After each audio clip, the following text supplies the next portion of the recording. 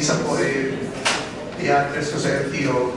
And isa sana is I'd like to take advantage, Mr. Chair, of the continuing presence of our representatives from the APC. I don't know if Neda is still here, but I wanted to ask them in the previous hearing po kasi with regard to our problems sa congestion in Maria. So, if I may, Mr. Chair, I'll ask LTO first and then I'll ask my next question dun sa napakita na rin again sa kanila. Mr. Chair, sa LTO po, ako na trying to put myself in the shoes of a regular citizen, whether I am driving here in Metro Manila or outside of Metro Manila. I don't drink either socially or on a regular basis. So, supposedly hindi ko problema yan. But that is not as simple as it is. Kasi kung nag-drive ako, at lalo na pag out of town, I insist on driving myself. Paano ko ba aalamin without being disrespectful to the person so tasked to implement that law? Paano ko aalamin that he is first properly deputized, not just by a uniform, markings on that uniform, a badge, tawag dito, that's very easy to see, yung pong itsura ng ticket, at ano po yung magiging approach ng arresting officer doon po sa kanyang pakikitungo sa akin. I'm sure you have established certain standards po, but I wonder if this has been, naipakalat po to. Kasi ako po, gusto kong malaman kung siya po ay naka-uniforme, ano ang nakalagay doon sa uniforme niya. Kung siya po ay may badge, and I assume he should have one, how it should be displayed, at saka pag tinikitan niya po ako, bago ko pa ako tanggapin yung ticket niya, assuming na may offense ako which I don't think I will ever have, kasi hindi naman ako umiinom, at so much more hindi ako addict. Ano po dapat ang mga titingnan ko? Para lang po malaman ko na hindi ito ramimera. Kasi po, alam mo natin, despite the best efforts of MMDA, LTO, and the various peace, order, and safety offices ng mga local government, ay naku po, may isang taga-itong syudad. Lilipat doon sa isang syudad at doon maninikit. Yung Pilipino ho kasi very shy ho Hindi siya nag-i-exert ng kanyang rights. So kahit yung simpleng pagtatanong lang, Mr. Officer, may I see po your, hindi ho tayo ganun Iba ho kasi yung mga puti. Yung mga puti, tatanungin ka pa, anong authority mo, at patintangan ng ng mga dokumento mo. Hindi ho kasi tayo ganun. Pag inaresto ho tayo, biglang takot na, di ba? So, I'm speaking for the regular citizen who might not be as aware of his rights. Have we gone to that extent na ipakalat po yung hindi lang pamphlet but posters and digital information via the web ng mga standards po dapat ng isang deputadong officer ng LTO na may mandatong mag-implement itong Anti-Drug and Drug Driving Act na ito para po alam natin na pag ito ay nakita natin, check, pwede yan, may proper authority po siya, hindi po yan nag-moonlighting lang. Sir, unang-una, dito sa pag-implementa sa batas na ito, RA 10586, hindi po lahat po ay pwedeng ulihin ng drunk driving without the initial offense or the probable cause. Usually, parang judgment call na rin namin na na-deputize. Interrupt. Mr. Chair, yes. Ang punto ko dito, yes. Nandun ako yun po ay assuming ideal circumstances. May probable cause, merong proper authority yung mga aresto, but I'm talking about instances where there might be possible violations. I'm talking about a citizen who has not exhibited any behavior to elicit that probable cause and who might become a target of unscrupulous. Kasi meron mo tayong mga unscrupulous dyan na individuals who have mandates to impose our traffic rules. Pero wala ko silang mandato na maghuli under the Anti-Drunk and Drunk Driving Act.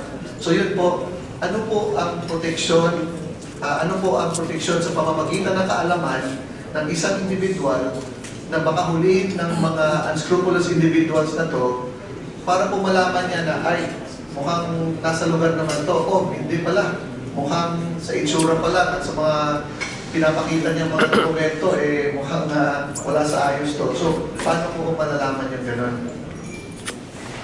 Kaya nga po, inuulang ko sir yung konteksto ng pagsagot ko dun sa tanong nyo.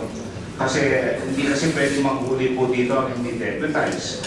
Hindi rin po pwede basta-basta lang manghuli ng drunk driving, nakita mo lasing. Kundi mo siya patadaanin sa sobriety test. At saka yung pag-i-interview po sa possible drunk driving, mararamdaman niyo po kung lasing siya o hindi, through breath, yung singaw ng kanyang pagsasalita. O kaya slurred siya, nani-insulto siya, yung tanong hindi na sinasagot. So, saka lang po namin sila i-undergo ng sobriety test. Doon naman po sa pagbuwagsak sa sobriety test, doon lang po namin siya itetest ng ating equipment na pinili na nanggaling sa road user station. Doon lang namin pagkakaroon ng pagkakataon i-breath analyzer test namin siya. Pag bumagsak po siya ron, doon na po siya kakasuhan ng batas na ito papunta po doon sa presinto, pinakamalapit po doon. Ngayon, ito pong sinasabi nyo na ang mga simpleng mamamayan na hindi pa nakakaalam po nito, ay tuloy-tuloy naman po kami na nagbibigay ng leaflets na ito. Tapos sa media, kung maririnig nyo po ngayon sa media, talagang ini-interview po ako, ini-interview si Asik Tan, ini-interview po yung information officer namin, at saka yung mga ibang na-deputize na po na mga umattend kung first seminar o orientation workshop. Tuloy-tuloy po ito ang ating dissemination. At saka yung pag-deputize po namin sa mga possible law enforcers na pwede manghuli po sa batas na ito ay tuloy-tuloy rin po. Hindi lang po dito sa Metro Manila, sa Davao, sa Cebu, sa ibang parte po ng Pilipinas ay pupuntahan po ng LTO as part of the program to educate the possible law enforcement officer na magkaroon po ng magkakataon mag-workshop at mag-seminar para maayos po nila yung batas po na ito. So, continuous po yung aming dissemination. Thank you, sir. So, sinasobrang ko po ng alawan. On that point. Okay. Kahit ako na lang, te. Kahit ako na lang pagkakit. Deputized agents ho nyo, syempre they don't commit all of this to memory. Sige, te. Meron po ba silang, can we require them, Mr. Chair, na magdala, katulad nung pinapakita niyo po ngayong pamphlet, probably with the larger print, no? Na pag, as soon as that deputized agent approaches a person, isa-subject pa lang niya to the preparatory tests bago mag-breath analyzer. I-explain niya po muna. Para pong, I don't know what to call it, Mr. Chair, kasi ano yun di ba, yung arresting officer nag-declare muna ng Miranda rights nung aarestuhin. Ito po, as soon as a person, for example ako, nilapitan niyo po ako, bago niyo po ako i-subject sa proseso na yun, sasabihin lang po, meron po tayong pinapatupad na Anti-Drug and Drug Driving Act. Napapalo po ito sa Republic Act na ito, ganito. At ito po ang mga prosesong susundin natin. Nakitaan po namin kayo ng probable cause of possible drunk or drunk driving. Kaya po namin kayo pinigilan sa pagmamaneho. Ngayon po, kami po ay magsasagawa ng mga ganitong hakbang. At pag kayo po hindi pumasa, kayo po ay isasubject namin sa breath analyzer. Pag kayo po ay bumagsak, kayo po ay dadalhin sa presinto para po makuha niya ng impormasyon para sa pagsasamba ng kaukulang kaso. Yung ganun po. Ganun po yung sineminar namin, pero hindi mo na kami pasiri mo sa batas na hawak-hawak namin pamphlets, pero ilalagay po namin doon para lalong maintindihan po ng publiko. Maganda po yung intervention nyo. Pero sa ngayon, hindi pa po namin nagagawa. Through media lang po, yung patulad ng pagsita, yung probable cause, at saka yung sobriety test ng tatlo, at maganda po ng breath analyzer test pag bumagsak sila na sobriety test. Mr. Chair, kaya ko po binanggit yan. Kasi may halin tulad ko yan sa mga experience ng foreign soldiers in foreign lands. Meron po sila nakasukbit sa leeg nila na rules of engagement card. Kasi hindi ko nila mamememorya yan eh. Meron sila palaging reminder doon, titingnan nila, pag ganito ang sitwasyon, ganito ang iyong behavior. Kasi they are not dealing with combatants mainly, they are dealing with civilians and non-armed individuals. So in this case po, I don't know what is the most convenient way for the LTO to mandate all of their deputized agents to have a copy of that declaration, prior declaration to the prospective arrestee or whatever. Para po fully guided, hindi lamang siya, para hindi na niya i-memorize, pati po yung lalapitan niya, ipapaalam niya po, ganito po ang proseso. Kung doon pa lang po sa prior declaration, non-responsive na siya, alam na natin ang gagawin doon kasi malamang either bangag siya o lasing siya. So, ano po, kasasabi ko lang po kanina na talagang ang ating batas ay nasisimula ko lang po noong March 12. So yung mga inputs po na kagaya ng sinasabi nyo na magaganda po yan, isasama po namin doon sa technical working group yung mga isinagest nyo at maaaring Thank you po. maaaring papayagan po tayo dyan dahil Salamat po. sinasabi. Actually po, isa rin po yan sa pinag-usapan namin kanina kung paano nga talaga initially makilala kung sino talaga yung mga enforcers at deputize po nitong batas na ito. Salamat po doon. Mr. Chair, thank you po. Thank you, sir. Mr. Chair, may I proceed with my second point? Okay, is that still under the same topic? Mr. Chair, medyo si-segue lang ko ng konti. To the OCC na concern? Quick lang po siya kasi ano lang po to, just a clarification doon po sa NAIA. And this will not take long, Mr. Chair. Just one Can minute. we ask the consent of Congressman Caminero? He's supposed to be okay, so go ahead, please. Mr. Chair, I understand that it was tackled po kanina yung tungkol sa NAIA.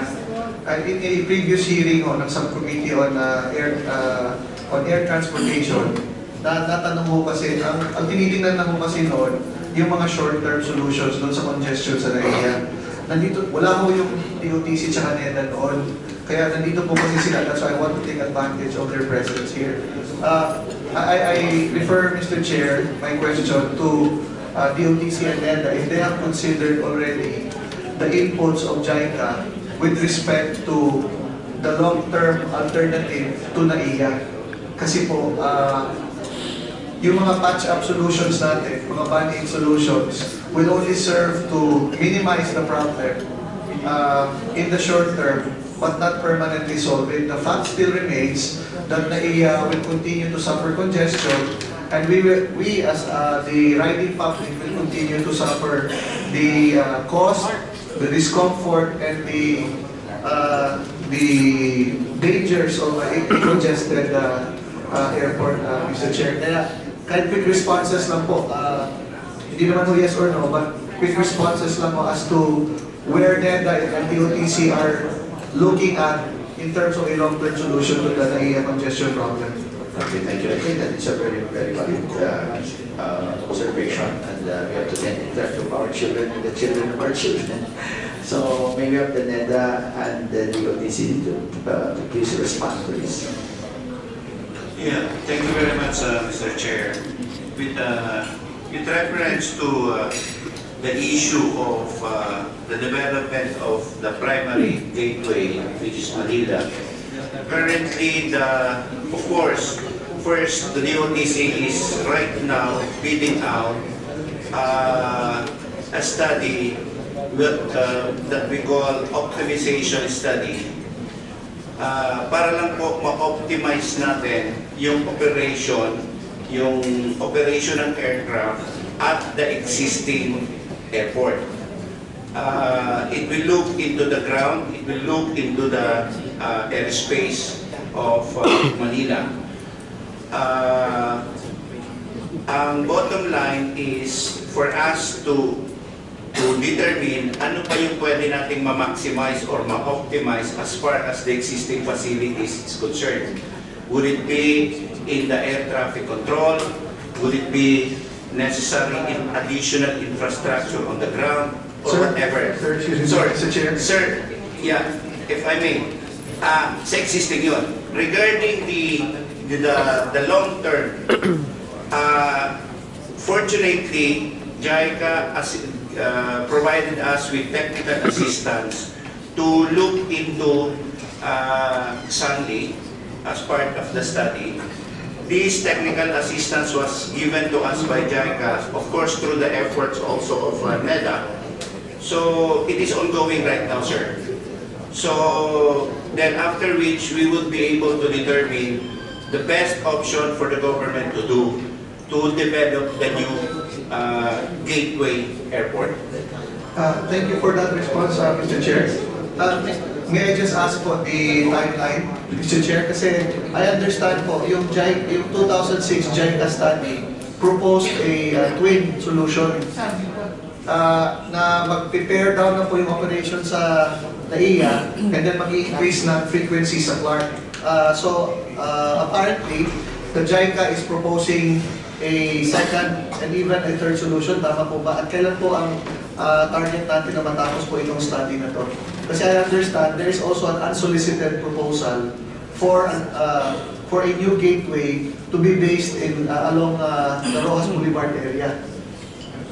So as it stands, we now have three proposals as an alternative to NAIA, as a long-term alternative. You have Clark, you have Sanli, and you have that unsolicited proposal. We will not tackle the unsolicited proposal, but let's just ask, ano po timeline niyo doon sa matapos yung study with regard to the viability of Sanli Point Cavite, Mr. Chair? Please. Yeah, thank you very much, Mr. Chair. If I'm not mistaken, Mr. Chair, the study will be undertaken within the year per contract of JICA, because it is the JICA who contracted the consulting team. It's not the Philippine government. So they have started already last month.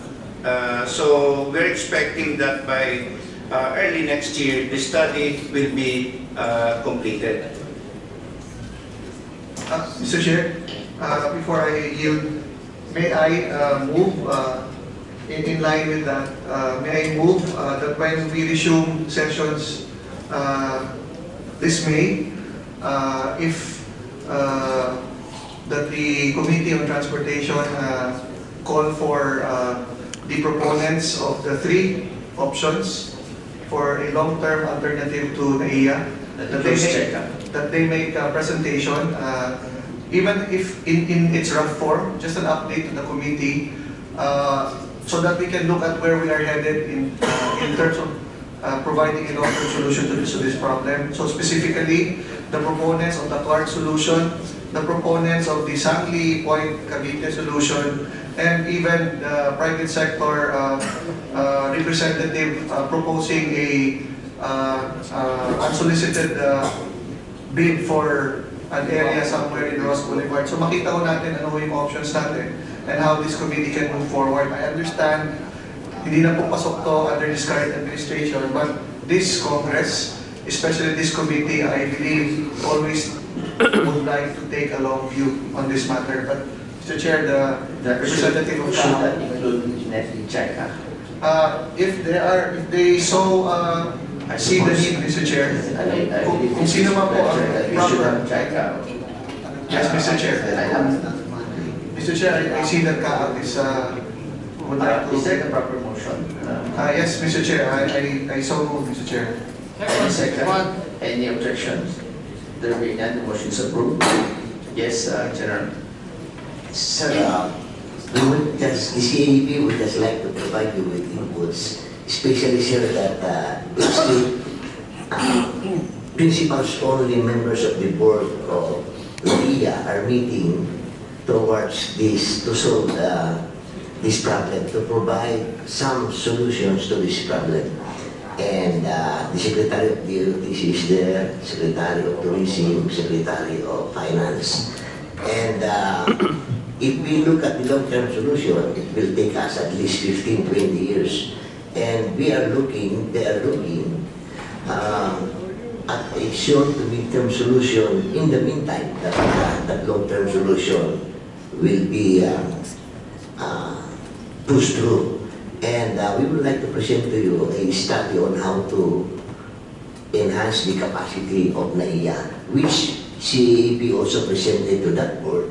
And I believe that they have in mind is how they can fast-track this project. In fact, I think, if I may recall the statement of one of the principal members of NAIA, Secretary of Tourism, it meant that the board itself can even perhaps approve the budget.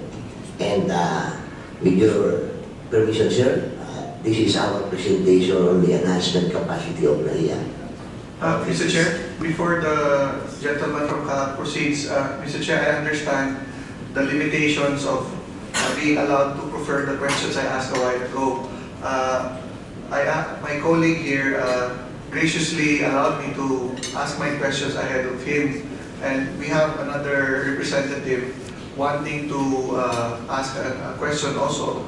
And we are already on the topic of the LTO and the implementation of the Anti-Drunk and Drunk Driving Act. So with all due respect to the good general, this has been a primary concern of the committee, especially the subcommittee on air transportation.